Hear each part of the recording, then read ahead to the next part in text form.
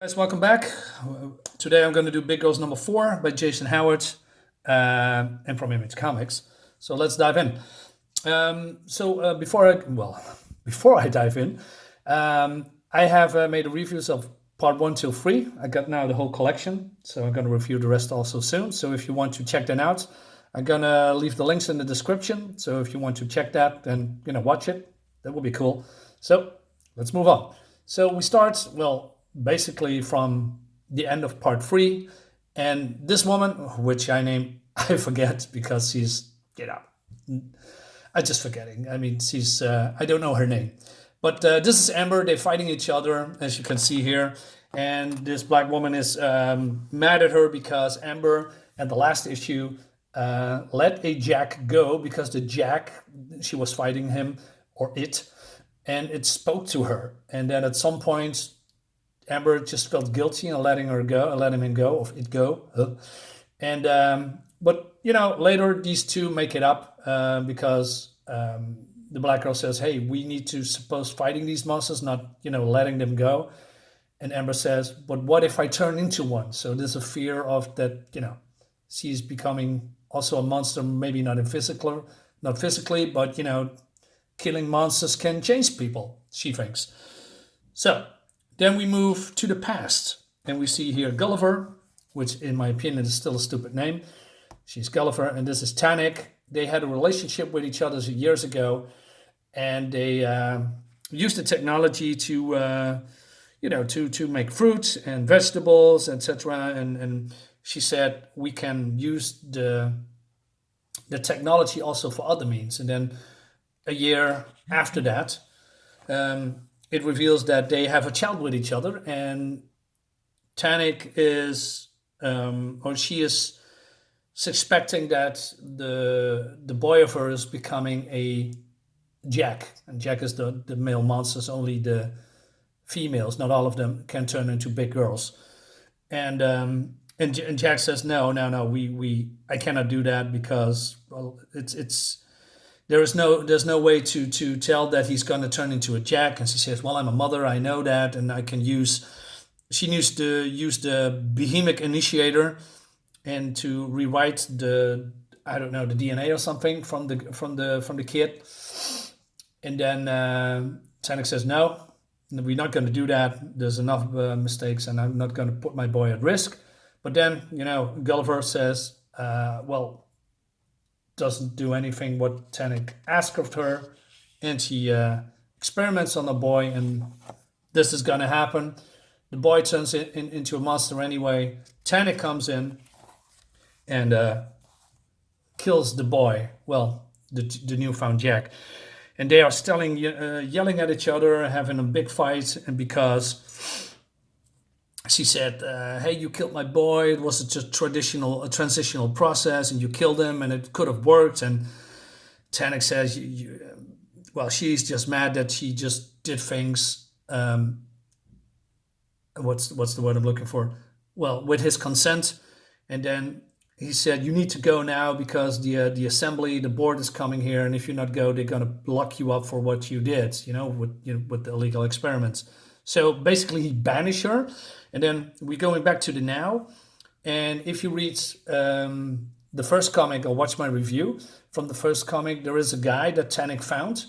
And he hit a small boy that was very big, and he's turning into a Jack. And he basically killed the little boy. But the parents the wants to get his revenge on Tannic. So Gulliver found him, and she used him for her own benefits. And she gives him some kind of a device, and it seems that he is going to sacrifice his body or something, and then including with the device, they release some kind of a toxic in the air, killing all the big girls because she thinks that the Jacks are not the mistake, the big girls are. And I must say, I love this part. I am. When I first bought the book and I looked at the art, I thought to myself, "Is this for me?" And then 1 or 2 issues later, I said, "Yes, this looks very cool," because the story is, in my opinion, great. Awesome is maybe a big word, but I really liked it because it's different. than what I've normally read.